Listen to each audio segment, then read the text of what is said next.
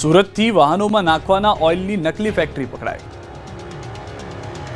નકલી ચીજવસ્તુઓનું હબ સુરત બની ગયું છે. નકલી ગુટખા, નકલી શેમ્પૂ બાદ હવે નકલી એન્જિન ઓઇલનું મોટા પાયે કારખાનું પકડાયું છે. સુરત શહેરના લસકાણા વિસ્તારમાં આવેલા પાસુદરા વિસ્તારમાં પોલીસે દરોડા પાડીને વાહનોના એન્જિનમાં નાખવામાં આવતું ઓઇલ પકડી પાડ્યું. પોલીસે જુદી જુદી જાણીતી કંપનીઓના ટુ વ્હીલર એન્જિન ઓઇલનું નકલી ઉત્પાદન કરતી એક ફેક્ટરીને પકડી છે. પાસુદરા મિશન કેનાલ પર આવેલ ક્રિસ્ટલ બંગલોઝના બંગલા નંબર 33 ખાતે આ કારખાનું ચાલી રહ્યું છે, જ્યાંથી અંદાજે 6,38,187નો મુદ્દામાલ જપ્ત કરવામાં આવ્યો. આ મામલામાં નવનીત ઠુમ્મર નામના આરોપીની ધરપકડ કરવામાં આવી. આરોપી મૂળ અમરેલી જિલ્લાના ધારી તાલુકાના ભાદર ગામનો વતની છે અને અગાઉ પણ અનેક ગુનાહિત પ્રવૃત્તિઓમાં સંડોવાયેલો છે. તેણે જુદા જુદા પોલીસ સ્ટેશનમાં ચોરી અને ફ્રોડના કુલ 8 ગુનાઓ કર્યા છે. પોલીસે સ્થળ પરથી વિવિધ બ્રાન્ડ્સના ડુપ્લિકેટ ઓઇલ ભરેલા તથા ખાલી ડબ્બા, લેબલ્સ, ઢાંકણા, પેકિંગ મટીરિયલ અને ઓઇલ ભરવાની મશીનો સહિત મોટો જથ્થો કબજે કર્યો છે. આ તરફ અબડાસામાં 864 એકર જમીન પર ચાલ્યું બુલડોઝર. કચ્છના અબડાસામાં 864 એકર વન જમીન પરથી દબાણ દૂર કરાયું. અબડાસા તાલુકાના કુણાઠિયા અને ભાંચુડા ગામની સીમમાં લોકોએ દબાણ કરી વાવણી કરી. આ જમીન ખાલી કરવા માટે વન વિભાગે અનેકવાર નોટિસ આપી. અંતે 864 એકર જેટલી વન વિભાગની જમીન પર તંત્રએ કાર્યવાહી હાથ ધરી.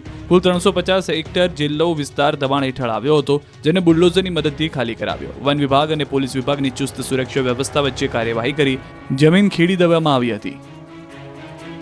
અમદાવાદની ગુજરાત યુનિવર્સિટીમાં ફરી એનએસયુઆઈનો વિરોધ. સિન્ડિકેટ મેમ્બર વિરુદ્ધ ફરિયાદ કરવા માંગ. ગુજરાત યુનિવર્સિટીના પૂર્વ સિન્ડિકેટ સભ્ય અને એબીવીપીના કોષાધ્યક્ષ શ્વેતલ સુતરિયા 75 લાખની માંગણીના મામલે એનએસયુઆઈ દ્વારા વિરોધ પ્રદર્શન કરવામાં આવ્યો. ગુજરાત યુનિવર્સિટીમાં વિરોધ કરવામાં આવ્યો. અમદાવાદમાં ખંડણી માંગનાર સિન્ડિકેટ મેમ્બર વિરુદ્ધ એફઆઈઆર ના થતા ફરીથી એનએસયુઆઈ દ્વારા વિરોધ કરવામાં આવ્યો. 300 જેટલા કાર્યકરોએ ભેગા મળી શ્વેતલ સુતરિયા સામે પોલીસ ફરિયાદની માંગણી સાથે કુલપતિની ઓફિસને તાળું માર્યું. આ ઉપરાંત શ્વેતલ સુતરિયાના સાથી આશીષ અમીનના કોન્ટ્રાક્ટ અને ટેન્ડર રદ કરવા પણ માંગણી કરવામાં આવી. એનએસયુઆઈના કાર્યકરોએ તાળાબંધી કરતા પોલીસ દ્વારા કાર્યકરોની ટીંગાટોળી કરીને અટકાયત કરાઈ. આ દરમિયાન પોલીસ અને કાર્યકરો વચ્ચે ઘર્ષણ સર્જાયું. પોલીસે ધક્કા મારીને કાર્યકરોને બહાર કાઢવા પડ્યા હતા. ભાવનગરના ભાજપ નેતાએ ફેસબુક પર ભાજપ હટાવો દેશ બચાવો પોસ્ટ મૂકતા વિવાદ. ભાવનગર શહેર ભાજપના પૂર્વ પ્રમુખ યોગેશ બદાણીના ફેસબુક એકાઉન્ટ પરથી ભાજપ વિરોધી પોસ્ટ થયા બાદ ડિલીટ થઈ જતા રાજકારણ ગરમાયું. યોગેશ બદાણીના એકાઉન્ટ પર બીજેપી હટાવો દેશ બચાવોના સ્લોગન સાથે પોસ્ટ કરવામાં આવી અને 13 મિનિટમાં જ ડિલીટ મારી દેવામાં આવી હતી. વિવાદ થતાં યોગેશ બદાણીએ ખુલાસો કરવાની ફરજ પડી. તેમણે તુરંત મીડિયા સામે આવીને કહ્યું કે પ્રમુખ હતા ત્યારે મારા એકાઉન્ટના પાસવર્ડ ઘણા લોકો પાસે હોઈ શકે, જેથી કોઈ ફેસબુક એકાઉન્ટનો દુરુપયોગ કરાયો છે. આ અંગેની જાણ થતાં જ પોસ્ટ ડિલીટ કરી દીધી છે. યોગેશ બદાણી છેલ્લા 30 વર્ષથી ભાજપ સાથે જોડાયેલા છે. 27 વર્ષ સુધી તેઓ ભાવનગર શહેર ભાજપના સંગઠનમાં સક્રિય થઈ રહ્યા છે અને વિધાનસભાની ચૂંટણી દરમિયાન ઇન્ચાર્જની ભૂમિકા પણ ભજવી છે. વર્ષ 2004 થી 2007 દરમિયાન તેઓ ભાવનગર શહેર ભાજપ પ્રમુખ તરીકે રહ્યા હતા. આ ઉપરાંત 2 ટર્મ મહામંત્રી તરીકે પણ ફરજ બજાવી ચૂક્યા છે. મારું એકાઉન્ટ ઘણા લોકો સંભાળતા હોય, મને આ વિશે ધ્યાન પડી એટલે તરત મેં પોસ્ટ ડિલીટ કરી નાખી. એટલે સોશિયલ મીડિયામાં પોસ્ટ જ્યારે મેં જોઈ તો તરત મેં ડિલીટ કરી નાખી. એટલે કદાચ મારું એકાઉન્ટ કોઈ ગેરઉપયોગ કર્યો એવું લાગે છે. રક્ષાબંધન પૂર્વે જ પોસ્ટની સેવા ખોરવાતા ગ્રાહકો રજડ્યા. રક્ષાબંધનના તહેવારને લઈને હાલ પોસ્ટમાં રાખડી મોકલવા માટે ભીડ જામી છે. ત્યારે જ પોસ્ટ વિભાગની સર્વર ઠપ થઈ જતા લોકો પરેશાન છે. નર્મદા જિલ્લાના રાજપીપળા શહેરમાં છેલ્લા ઘણા દિવસોથી પોસ્ટ ઓફિસના સર્વરમાં સમસ્યા ચાલી રહી છે, જેને લઈ પોસ્ટના ગ્રાહકોમાં રોષનો માહોલ છે.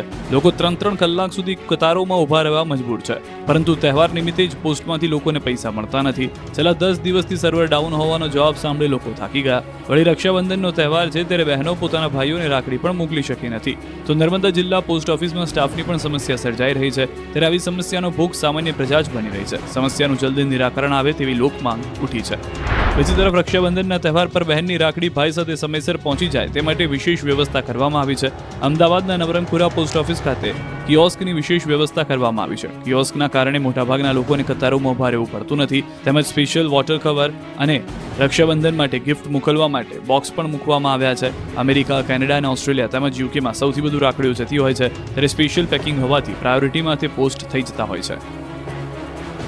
બાયડમાં જન્મના દાખલા માટે વારોબાર ઉઘરાણી કરાતી હોવાનો પર્દાફાશ. જો તમારે બાયડ નગરપાલિકામાંથી જન્મનો દાખલો કઢાવવો હોય તો વિનામૂલ્યે મળતા ફોર્મ માટે પણ પૈસા આપવા પડશે. પાલિકાના કર્મચારીઓએ વિનામૂલ્યે અપાતા ફોર્મના પૈસા ઉઘરાવતા હોવાનો પર્દાફાશ થયો છે.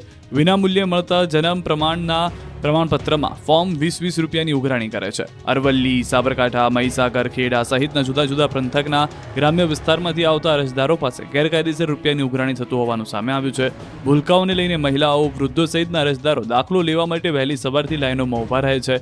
નગરપાલિકા દ્વારા ટોકન સિસ્ટમ રાખેલ હોવાથી લોકો વહેલી સવારથી ટોકન લેવા માટે પડાપડી કરતા હોય છે, જેના કારણે દૂર દૂરથી આવતા અરજદારો 2 થી 3-4 ધક્કા ખાય છે અને દાખલો મેળવે છે. બીજી તરફ રૂપિયા ઉઘરાણીનો મામલો સામે આવતા કર્મચારીને છૂટો કરાયો છે. આ મામલે ચીફ ઓફિસરે ઉડાવ જવાબ આપતા ઉલટા ચોર કોટવાલકો દાટે તેવો ઘાટ સર્જાયો અને અરજદારના મનસ્વી સ્વભાવથી આખો મામલો ઊભો થયો હોય તેવું જણાવી પાલિકાના કર્મચારીઓનો બચાવ કર્યો હતો. વડોદરા તંત્રએ જીવતા માણસને સરકારી ચોપડે મૃત જાહેર કરી દીધો. સરકારી વ્યવસ્થામાં ખામીના કારણે જીવતો માણસ કાગળ પર મૃત દર્શાવાયો હોવાનો ચોંકાવનારો કિસ્સો વડોદરામાં સામે આવ્યો. એટલું જ નહીં, માણસ જીવિત હોવા છતાં તેને સરકારી ચોપડે જીવિત કરવા માટે 20 દિવસનો સમય લાગશે એવો જવાબ આપવામાં આવ્યો. વડોદરામાં કાપડનો વેપાર કરતા જિયાઉલ રહેમાન હનીફભાઈ કચ્છી રેશન કાર્ડ ખોવાઈ જવાથી નવું કઢાવવા માટે નર્મદા ભવન સ્થિત કચેરીએ પહોંચ્યા. તેમનો નંબર આવ્યો તો ખબર પડી કે તેમનું રેશન કાર્ડ બંધ થઈ ગયું છે, જેથી તેમને કર્મચારીએ નવું રેશન કાર્ડ કઢાવવા કામગીરી કરી તો કર્મચારીએ સિસ્ટમમાં તો તમારા પિતાને મૃત વ્યક્તિ બતાવી રહ્યા છે તેવું કહેતા પુત્રને થોડો આંચકો લાગ્યો. આ સમગ્ર ઘટના બાદ પુત્રએ ઘરે જઈને પિતાને આ સમગ્ર વાત કરી, જેથી 63 વર્ષીય પિતા હનીફ બશીરભાઈ કચ્છી કલેક્ટર કચેરીએ પહોંચ્યા. ત્યાં કર્મીએ એવો જવાબ આપી દીધો કે સરકારી સિસ્ટમમાં મરણ વ્યક્તિને જીવિત કરતા 20 દિવસ થશે અને ત્યારબાદ બીજા 20 દિવસ પછી નવા રાશન કાર્ડ માટે પ્રોસેસ કરી શકાશે અને 15 દિવસ બાદ નવું રાશન કાર્ડ બનીને આવશે. હાલ તો તંત્રની ભૂલના કારણે કચ્છી પરિવાર પરેશાન થઈ ગયો છે. પિતા પુત્રએ પુરવઠા વિભાગના જવાબદાર અધિકારી સામે કાર્યવાહી કરવા માંગ કરી છે. 2 દિવસથી મારા છોકરાએ ટાઈમ બગાડ્યો, પછી ત્રીજે દિવસે હું ગયો અને ત્યાં જઈને લાઈનમાં ઉભો રહ્યો. મને કહે કે તમે અંગૂઠો મૂકો તો તમે જીવિત થઈ જશો. હા, તો હાસ્યાસ્પદ વાત છે. પછી એ થયા પછી મારે કલેક્ટરની ઓફિસે જવાનું, ત્યાં જઈને મારે ફોર્મ ભરવાનું, ત્યાં એન્ટ્રી પડાવવાની, ત્યાંથી આવવાનું 20 દિવસ. આશ્ચર્યની વાત છે. રાજકોટમાં ભવ્ય લોકમેળાની તૈયારીઓ શરૂ. અંડરગ્રાઉન્ડ કેબલિંગની રોશનીનો ઝગમગાટ પથરાશે. 14 ઓગસ્ટથી 18મી ઓગસ્ટ સુધી રાજકોટમાં યોજાનાર લોકમેળાની તૈયારીઓ શરૂ થઈ છે. મેળો શરૂ થવાને અઠવાડિયાની જ વાર છે ત્યારે રેસકોર્સ ગ્રાઉન્ડમાં રાઇડ સંચાલકો અને સ્ટોલ ધારકોએ ધામા નાખી દીધા છે અને રાઇડ સહિત સ્ટોલ નાખવાનું શરૂ કરી દેવાયું છે. ચકડોળ ગોઠવાઈ રહ્યા છે. પોલીસ અને કલેક્ટર તંત્ર સહિતના કંટ્રોલ રૂમના ડોમ ઊભા કરી દેવાયા છે. વરસાદને ધ્યાનમાં રાખીને લોકમેળાના ગ્રાઉન્ડમાં પાણી ન ભરાય તે માટે રોડ એન્ડ બિલ્ડિંગ વિભાગ દ્વારા કપચી પાથરી જમીન સમથલ કરવામાં આવી રહી છે. લોકમેળામાં કોઈ અનિચ્છનીય બનાવ ન બને તે માટે શહેર પોલીસ સાથે સંકલન કરીને 5 મોટા વોચ ટાવર પણ ઊભા કરવામાં આવશે. લોકમેળા મેદાનમાં અંડરગ્રાઉન્ડ કેબલ પથરાશે. મેળાને રોશનીથી ઝળહળતો કરી આકર્ષક બનાવવા માટે 90 કિલોવોટના 17, 50 કિલોવોટનું 1, 10 કિલોવોટના 5 અને 5 કિલોવોટના 10 મળી કુલ 33 કનેક્શનો મારફતે વીજળી પુરવઠો પૂરો પાડવામાં આવશે. ચાલુ વર્ષે લોકમેળાના આકર્ષણમાં વધારો કરતા વેસ્ટર્ન ડાન્સ, ક્લાસિકલ ડાન્સ તેમજ ફોક ડાન્સ સહિતના કાર્યક્રમો રાખવામાં આવ્યા છે.